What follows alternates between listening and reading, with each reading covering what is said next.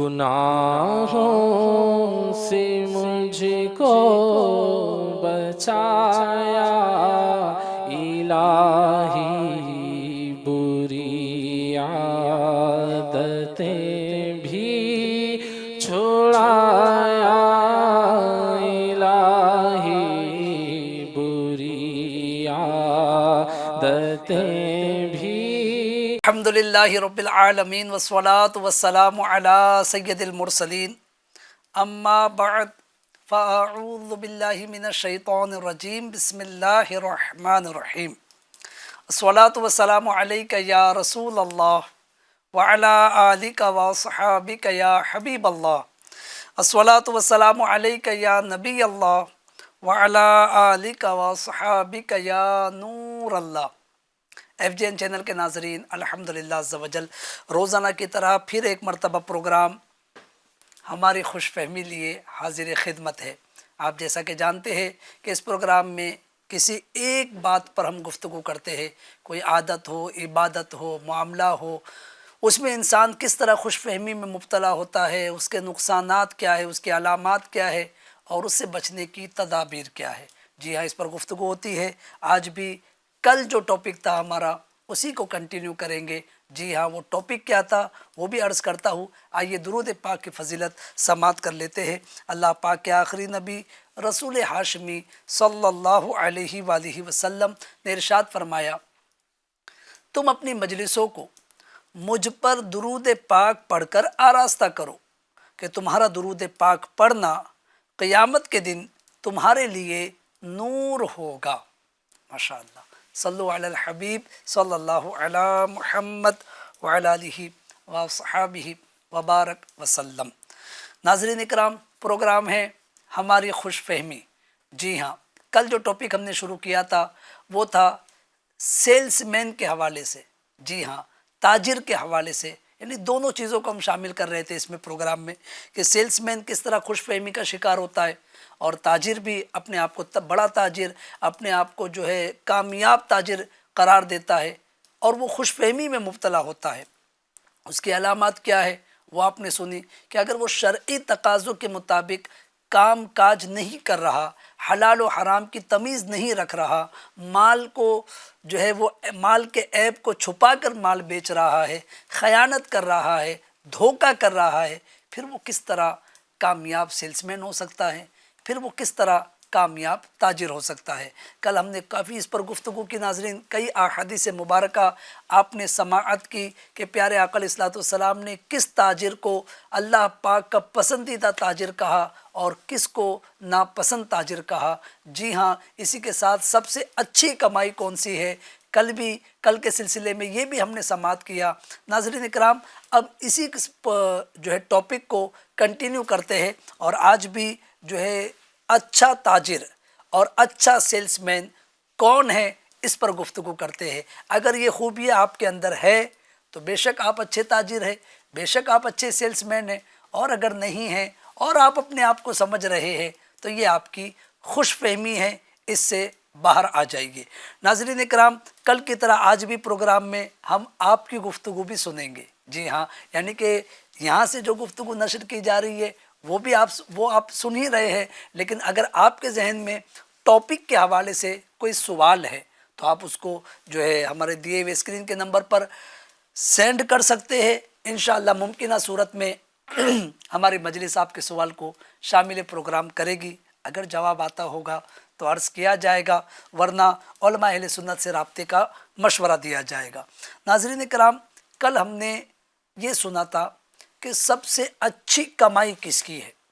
اسی ٹاپک کو مزید آگے آپ کنٹینیو کرتے ہیں، اور کون سی چیز کاروبار سے برکت ختم کرتی ہے۔ جی ہاں، برکت کے حصول تو سب چاہتے ہیں، میں بھی چاہتا ہوں میرے کاروبار میں برکت ہو، آپ بھی چاہتے ہوں گے کہ آپ کے کاروبار میں برکت ہو، لیکن ناظرین برکت ہونا تو اچھی بات ہے، لیکن وہ چیزیں جو برکت کو ختم کرتی ہے اس کی بھی تو معلومات ہونی چاہیے، کیونکہ اگر وہ چیزیں ختم ہو جائے گی، یعنی وہ عادت نکل جائے گی، تو پھر برکت دور ہونے والے اسباب جب ختم ہوں گے انشاءاللہ برکت ہی برکت ہوگی۔ تو وہ کیا اسباب ہے جس سے برکت ختم ہوتی ہے؟ آئیے سماعت کرتے ہیں۔ حضرت ابو قتادہ رضی اللہ عنہ سے مروی ہے، مسلم شریف کی روایت ہے، رسول اللہ صلی اللہ علیہ وآلہ وسلم نے ارشاد فرمایا، بیع میں یعنی خرید و فروخت میں قسم کی کثرت سے پرہیز کرو کہ یہ اگرچہ چیز کو بکوا دیتی ہے لیکن برکت کو مٹا دیتی ہے۔ جی ناظرین، قسم کی کثرت، یہ چیز تو بکوا دیتی ہے لیکن برکت کو مٹا دیتی ہے۔ تو کیا آپ یہ چاہتے ہیں؟ یقیناً آپ یہ نہیں چاہتے ہوں گے۔ تو لہٰذا قسم کی کثرت سے، بعض لوگوں کی عادت ہوتی ہے، آپ نے بھی دیکھا ہوگا بات بات میں قسم کھا رہے ہوتے ہیں، تو لہٰذا ایسی قسمیں کاروبار میں کھانے سے برکت ختم ہو جاتی ہے۔ ایک اور روایت سنیے، جی ہاں، اور ڈرانے والی روایت ہے کہ کس طرح انسان اللہ تبارک و تعالیٰ کی ناراضگی کا شکار ہوتا ہے۔ رسول اللہ صلی اللہ علیہ وآلہ وسلم نے فرمایا کہ 3 اشخاص، 3 لوگ ایسے ہیں کہ جن سے اللہ تعالیٰ قیامت کے دن کلام نہ فرمائے گا، نہ ان کی طرف نظر کرے گا اور نہ انہیں پاک کرے گا، اور ان کے لیے تکلیف دہ عذاب ہوگا۔ اللہ اکبر! 4 باتیں سنی ناظرین آپ نے۔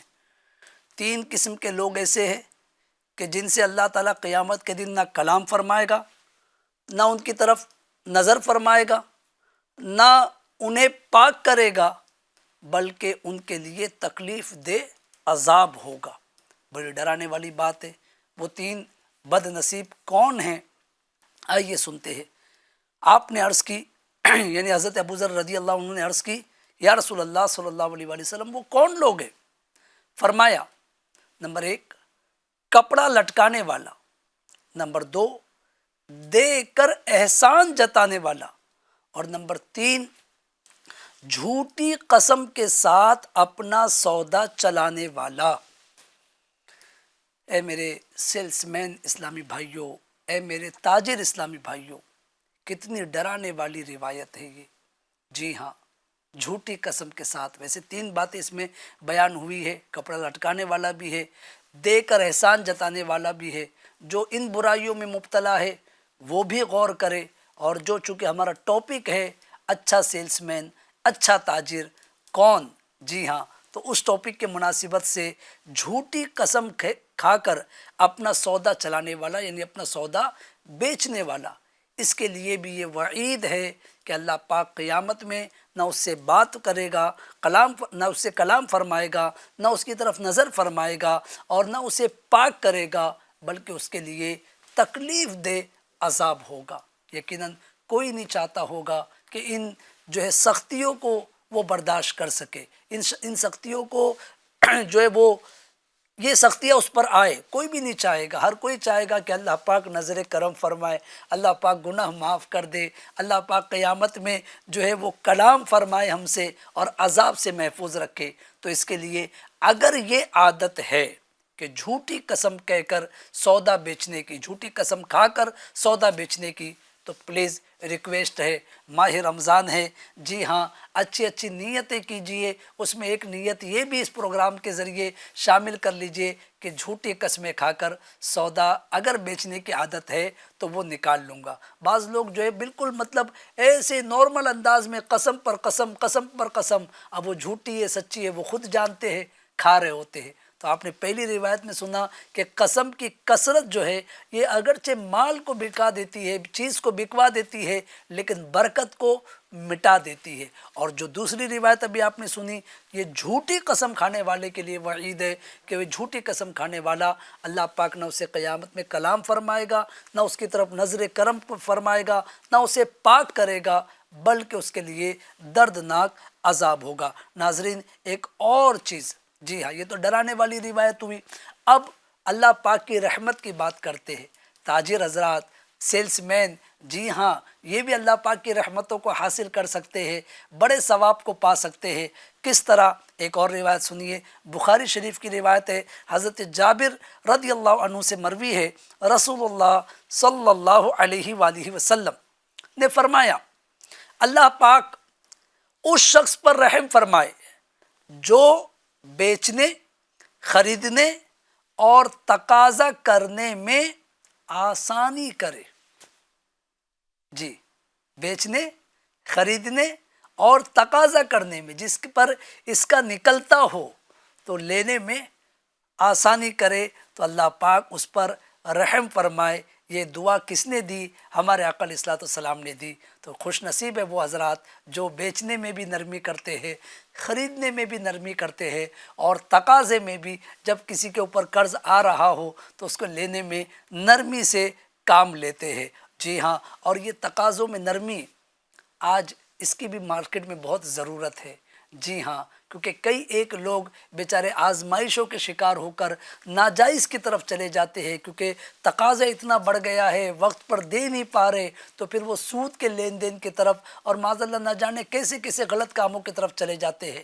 تو جو لین دین میں آسانی کرتا ہے، بالخصوص جب کسی پر آتا ہے تو اس کو لینے میں آسانی کرتا ہے، احادیث مبارکہ میں اس کی فضیلتیں بیان ہوئی ہے۔ جی ہاں، ایک اور روایت سنیے، حضرت حذیفہ رضی اللہ عنہ سے مروی ہے کہ رسول اللہ صلی اللہ علیہ وآلہ وسلم نے ارشاد فرمایا، گزشتہ زمانے میں ایک شخص کی روح قبض کرنے کے لیے فرشتہ آیا تو اس سے کہا گیا، کیا تو اپنے کسی اچھے کام کو جانتا ہے جو تو نے کیا ہو؟ اس نے کہا کہ میرے علم میں نہیں ہے کہ میں نے کوئی اچھا کام کیا ہو۔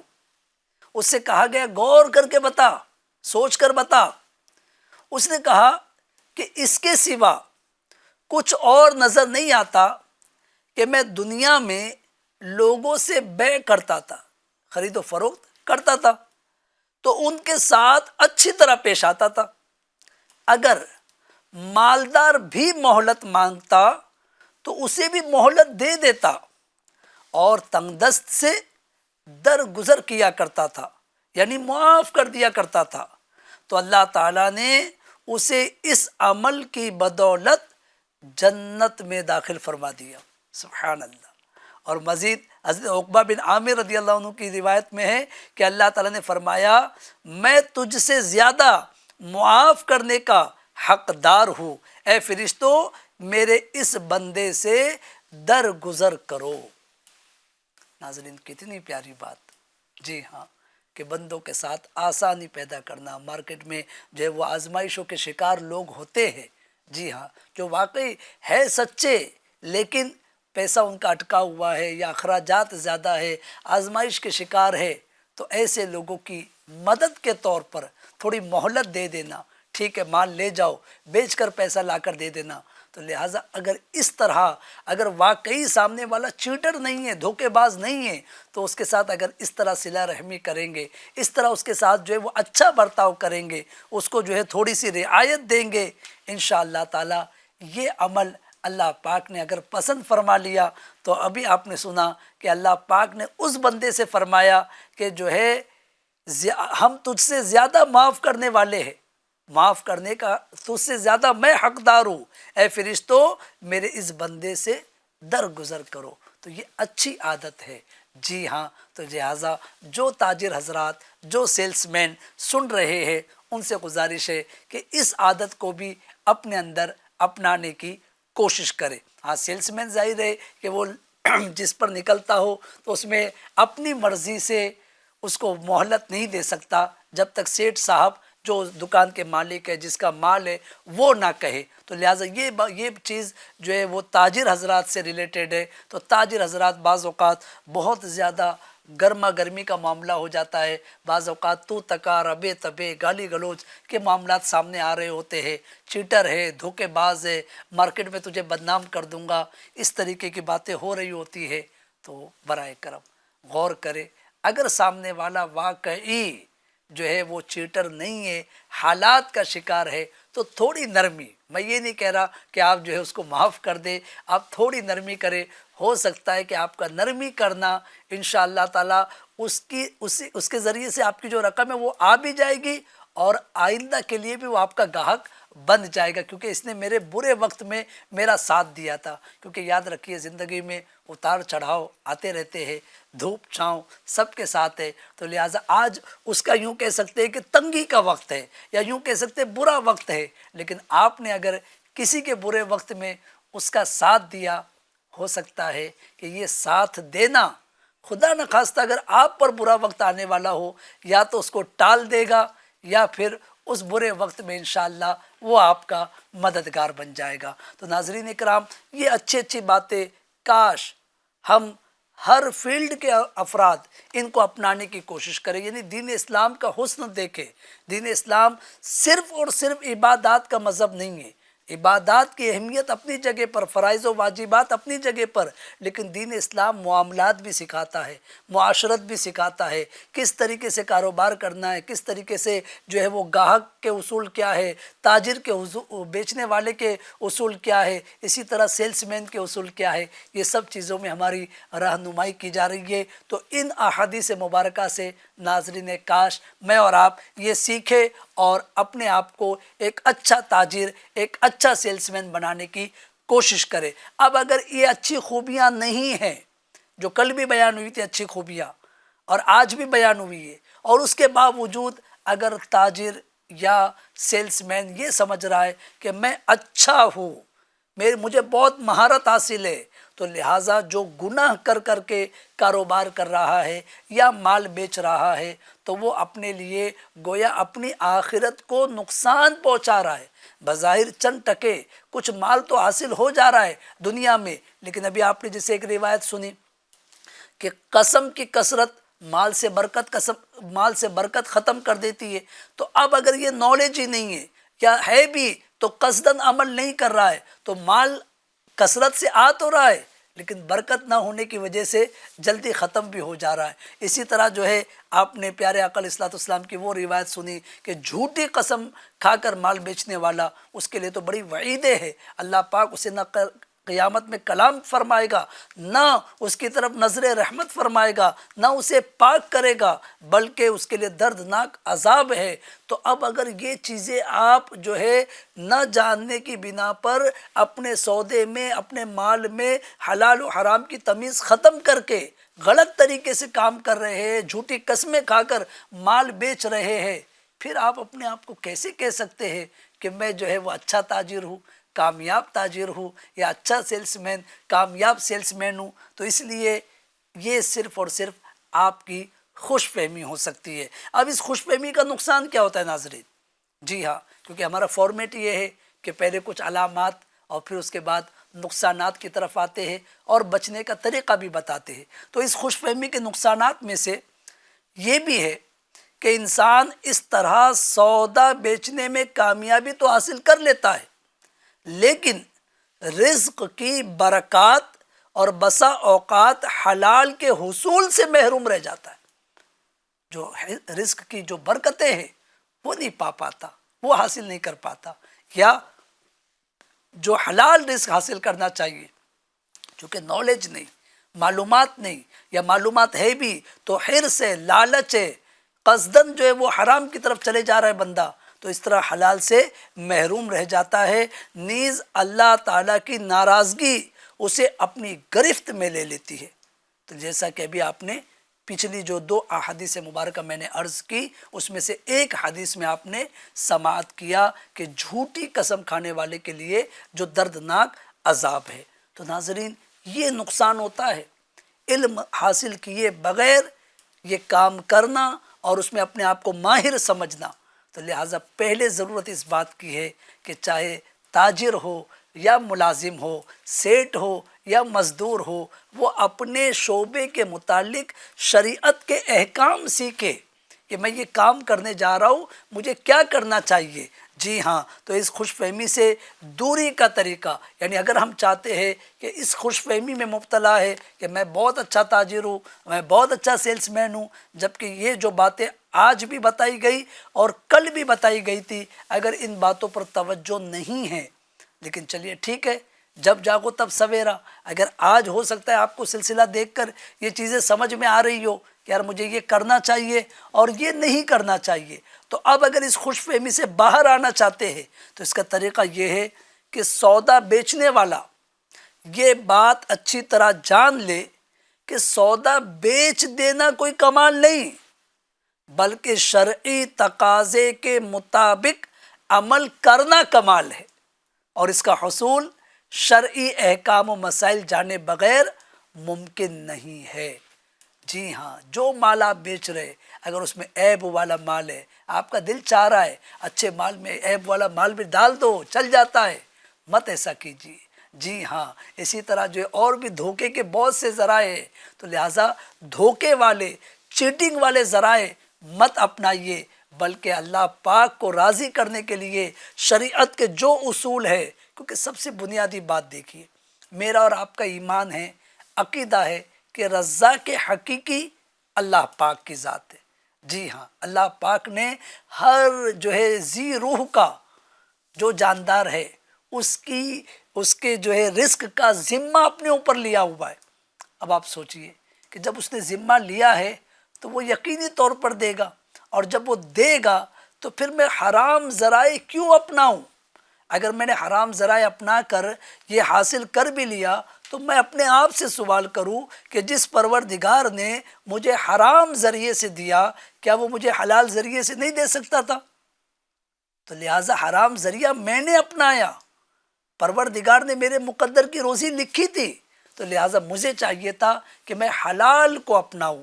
جیسے ایک بزرگ رحمۃ اللہ علیہ کا واقعہ ملتا ہے۔ اچھا، میرے ذہن میں پھر بات آئی کہ جو ہے آپ کے ذہن میں اگر کوئی اس ٹاپک سے ریلیٹڈ سوالات آ رہے ہو تو وہ بھی آپ جو ہے اسکرین پر دیے ہوئے نمبر پر سینڈ کر سکتے ہیں۔ انشاءاللہ ممکنہ صورت میں ہماری مجلس آپ کے سوال کو شامل پروگرام کرے گی۔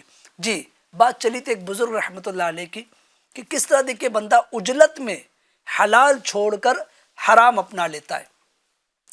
وہ بزرگ رحمۃ اللہ علیہ، ان کے جوتے قیمتی تھے، مسجد میں پہنچے عبادت کے لیے، گیٹ پر ایک غریب آدمی، بظاہر غریب آدمی نظر آیا، آپ نے اپنے جوتے اتار کر اس کو دے دیے، گویا سنبھالنے کے لیے دیے کہ میں عبادت کر کے واپس آتا ہوں۔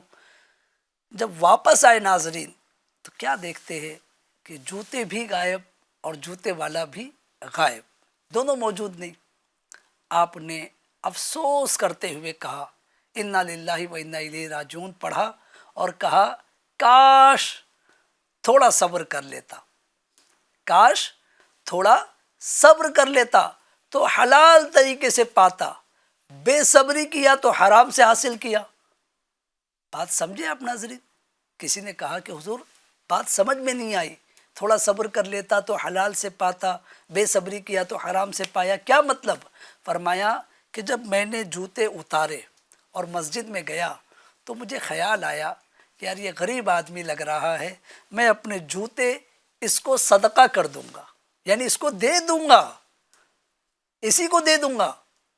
لیکن اس نے بے صبری کی، میں واپس آیا، میں اس کو دیتا، اس سے پہلے یہ لے کر چلا گیا، گویا اس نے بے صبری کر کے حرام سے حاصل کیا، اگر صبر کرتا تو حلال سے پاتا۔ تو ناظرین اکرام، اس طرح ہم اگر غلط ذرائع اپنا رہے، جھوٹ بول کر کاروبار کر رہے، چیٹنگ کر رہے، عیب چھپا کر مال بیچ رہے، جو ہے تقاضے میں بہت زیادہ سختی کر رہے، یعنی ایسی چیزیں کہ جو شریعت کو پسند نہیں ہیں وہ کر رہے، تو کیا ہم یہ سمجھ رہے کہ ہم اپنے نصیب سے زیادہ کما رہے؟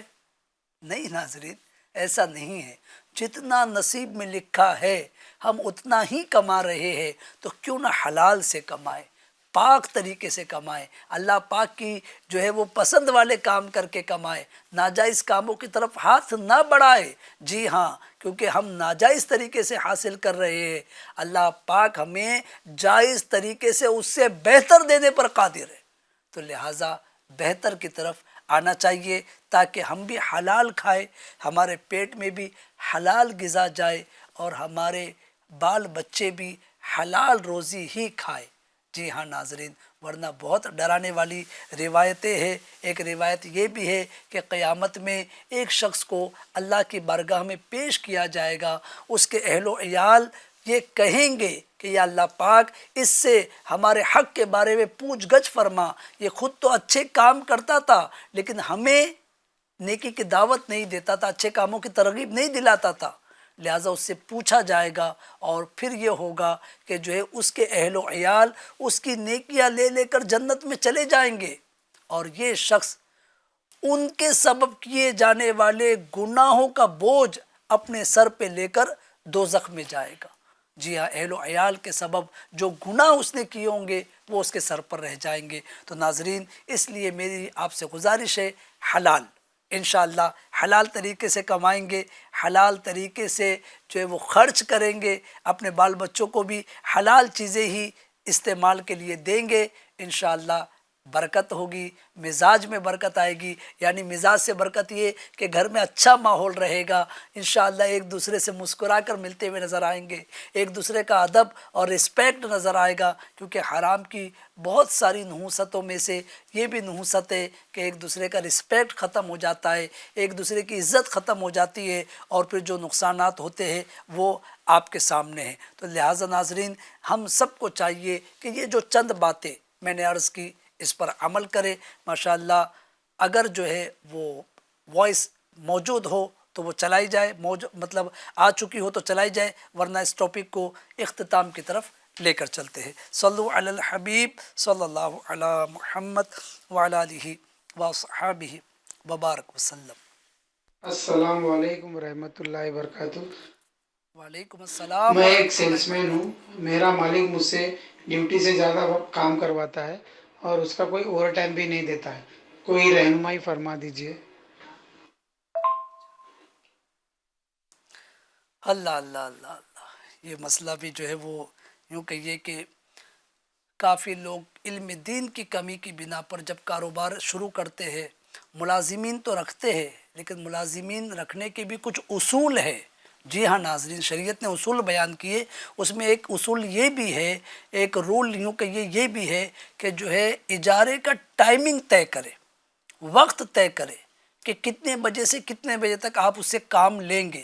جیسے مثال کے طور پہ صبح 9 سے 9، صبح 10 سے 10، جو ٹائمنگ آپ نے طے کیا وہ راضی ہو گیا ٹائمنگ پر، پھر اس کے بعد جو سیلری آپ دینا چاہتے ہیں وہ طے کرے کہ اتنے وقت کے لیے میں اتنی سیلری دوں گا، تو وہ راضی ہو گیا، ٹھیک ہے، بہت اچھی بات ہے۔ اب جب کام شروع ہوا تو اب دونوں کے لیے لازم ہے کہ وقت کی پابندی کرے۔ ملازم اگر 12 گھنٹے کی ڈیوٹی طے ہے، 8 گھنٹے کی ڈیوٹی طے ہے، 10 گھنٹے کی ڈیوٹی طے ہے، اب اگر اس میں وہ پورا وقت کام نہیں کر رہا، گھنٹہ 2 گھنٹہ لیٹ آ رہا ہے یا آدھا گھنٹہ لیٹ آ رہا ہے، 1 گھنٹہ جلدی چلا جا رہا ہے، تو اب یہ آدھا گھنٹہ 1 گھنٹہ جتنا وہ کام سے پیچھے ہے، تو یعنی وہ کام نہیں کر رہا ہے، اس وقت کی اس کو کٹوتی کرانی پڑے گی۔ جی ہاں، شریعت یہی کہتی ہے کہ اس وقت کی اس کو اپنے مالک سے کٹوتی کرانی پڑے گی کہ اتنا وقت جو ہے میں نے جو ہے لیٹ آیا یا جلدی چلا گیا۔ اسی طرح جیسے ملازم کے لیے ہے، اسی طرح سیٹھ صاحب کے لیے بھی ہے کہ سیٹھ صاحب اگر آپ کا وقت پورا ہو گیا، اب اگر اس سے زیادہ آپ کام کروانا چاہتے ہیں تو پھر آپ کو اوور ٹائم دینا ہوگا۔ اس کو یہ نہ سمجھے کہ یار میرے پاس ہی کام کرتا ہے، کبھی گھنٹہ 2 گھنٹہ زیادہ کر لیا تو کیا ہو گیا۔ دیکھیے شریعت نے جو اصول بنائے ہوئے نا، ان اصولوں پر عمل کرنے میں سب کے لیے فائدہ ہے۔ جی ہاں، تاجر کے لیے بھی، ملازم کے لیے بھی، سیٹھ کے لیے بھی، مزدور کے لیے بھی، تو یہ اصول بنا ہوا ہے۔ اب جب آپ کو ایکسٹرا کام کرانا ہے، آپ پیار سے بات کر کے ایکسٹرا کام کا اجارہ طے کر لے کہ بھائی 1 گھنٹہ اوور ٹائم کرنا ہے، 1 گھنٹے کے میں اتنے روپے آپ کو دوں گا۔ جیسے مثال کے طور پہ آپ 25,000 روپے اس کی ماہانہ سیلری ہے، تو 1 گھنٹے کا جو بھی آپ جو ہے وہ طے کرے، وہ 500 روپے 200 روپے کہ بھائی میں جس دن آپ کو کام کراؤں گا اس کا میں ایکسٹرا آپ کو دوں گا، تو وہ طے کر لے۔ پھر اگر وہ راضی ہے تو وہ کرے، تو اس میں دونوں کے لیے عافیت ہے، ورنہ جو ہے شرعی طور پر گرفت ہونے کا امکان ہے۔ جی، مزید کوئی سوال؟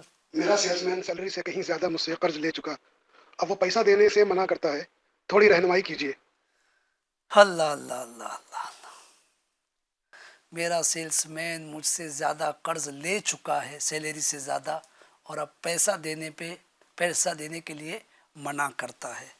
دیکھیے، سیلس مین سے میری گزارش ہے کہ اس جانب توجہ دے کہ سیٹھ نے آپ کے ساتھ احسان کیا، آپ کی وقت ضرورت مدد کی، اس وقت آپ نے عاجزی کرتے ہوئے ریکویسٹ کرتے ہوئے، ہو سکتا ہے ہاتھ باندھ کر آپ نے کہا ہو کہ سیٹھ دے دیجئے میں وقت پر ادا کر دوں گا، تو انہوں نے آپ کے ساتھ احسان کیا، سیلری کے علاوہ آپ کو جو ہے وہ لون دیا، قرض دیا۔ اب اگر وہ جو بھی اس کی کنڈیشن طے ہوئی تھی، یا مہینہ مہینہ آپ چکائیں گے یا سیلری میں سے کاٹیں گے، تو برائے کرم اس جانب توجہ دیجیے، کیونکہ قرض اپنے سر پر رکھنا یہ اچھی بات نہیں ہے۔ جی ہاں، مجھے یہاں پر ایک روایت یاد آئی، حضرت عبداللہ ابن عمر رضی اللہ تعالیٰ عنہ کی عید کا موقع تھا، ان کے گھر میں آزمائش تھی۔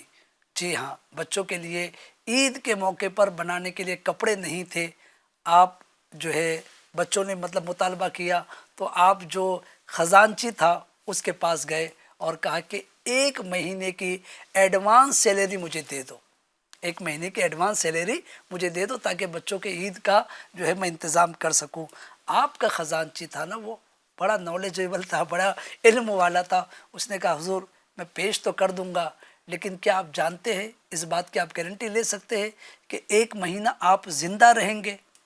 اللہ اکبر!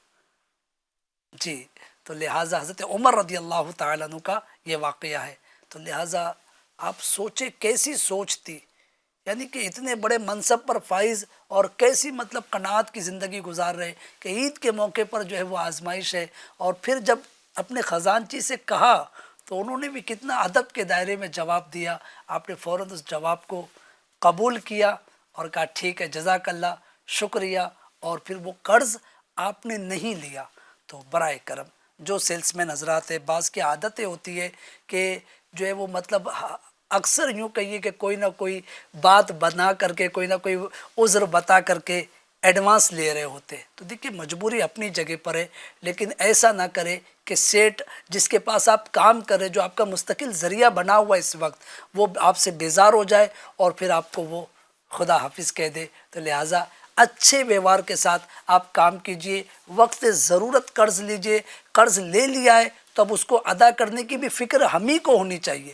ظاہر ہے کہ لینے کے لیے ہم گئے تھے، سیٹ نے نہیں کہا کہ قرض لے لو، ہم لینے کے لیے گئے تھے، تو اب سیٹ کو کیوں مانگنا پڑ رہا ہے کہ بھائی قرض کب واپس کرو گے؟ ہم کو خود کہنا چاہیے کہ جو ہے آپ نے مجھے دیا تھا، جزاک اللہ، شکریہ، اب یہ مہینہ مہینہ میری سیلری میں آپ اتنا اتنا کاٹتے جائیے، پہلے ہی یہ سب چیزیں طے ہو جائے تو انشاءاللہ آسانی ہوگی۔ صلو علی الحبیب صلی اللہ تعالی علی محمد وعلی آلہ وصحابہ وبارک وسلم۔ تو ناظرین، تقریباً اس پروگرام کا وقت ہمارا اختتام کی طرف ہے۔ آج طاق رات بھی ہے، جی ہاں، 21ویں، 23ویں، 25ویں، 27ویں، 29ویں، ان راتوں کو طاق راتوں میں شمار کیا گیا، جس کے متعلق ہمارے پیارے آقا صلی اللہ علیہ وآلہ وسلم نے ارشاد فرمایا کہ لیلۃ القدر کو، شب قدر کو ماہ رمضان کے آخری عشرے کی طاق راتوں میں تلاش کرو۔